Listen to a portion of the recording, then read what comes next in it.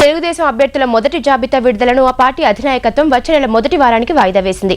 ఇప్పటికే 125 నియోజకవర్గాలకు అభ్యర్థులు ఖరారైనప్పటికీ మిత్రపక్షాల సీట్ల సర్దుబాటు ఓ కొలిక్కి రాకపోవడంతో ఈ వాయిదా అనివార్యంగా మారింది.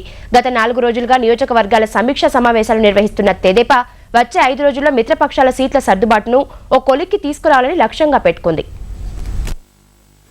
టికెట్ల ఆశావాహులతో తెలుగుదేశం ప్రధాన కార్యాలయం, ఎన్టీఆర్ ట్రస్ట్ భవన్, చంద్రబాబు నివాసాలు కిక్కిరిస్తున్నాయి.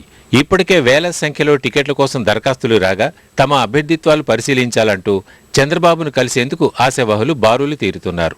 తెరాస, వామపక్షాలకు కేటాయించే సీట్ల సంఖ్యపై ఇప్పటికే ఓ అవగాహనకు వచ్చిన సర్దుబాటుపై మాత్రం ఎడతెగని చర్చలు సాగుతున్నాయి.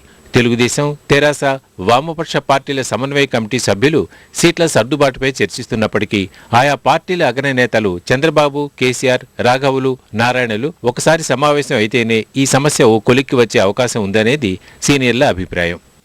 ఇవాళ ఉన్నటువంటి ఈ రాక్షస ప్రభుత్వాన్ని ఇంటికి పంపించడానికి అన్ని పార్టీల్లో ఈ క్యాడరు కొంత త్యాగానికి మనం సిద్ధపడాలి. అవసరం వస్తే మేము పోటీ చేయకపోయినా పర్వాలేదు, మిగతా వాళ్ళని పోటీ చేయించినా మేము గెలుస్తాము అనే ఒక స్పిరిట్ రావాలి అనే దానిలో సహజంగా మనం ఇన్నాళ్ళు ఇక్కడ కష్టపడ్డాం 5 సంవత్సరాలు పార్టీగా.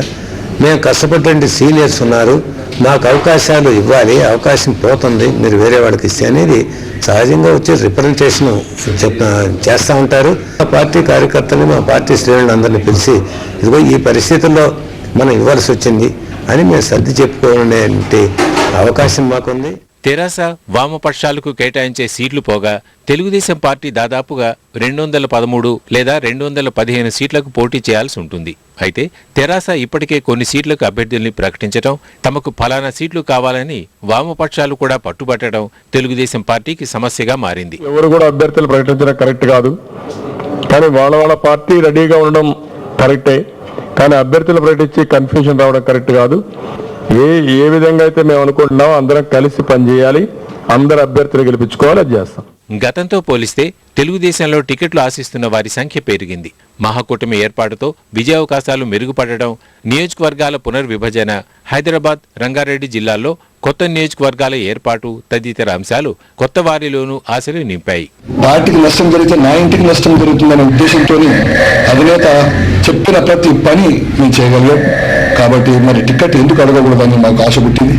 కాబట్టి తప్పనిసరిగా కనుక మాకు 5 రాష్ట్రంలో నాకు కనుక అవకాశం ఇస్తే ఎన్టీ రామారావు గారి ఆశయాలను, చంద్రబాబు నాయుడు గారి ఆశయాలను మరి ఈ సామాన్య ప్రజానికానికి అందుబాటులో ఉండడానికి సేవ చేసే లక్ష్యం నాలో ఉంది.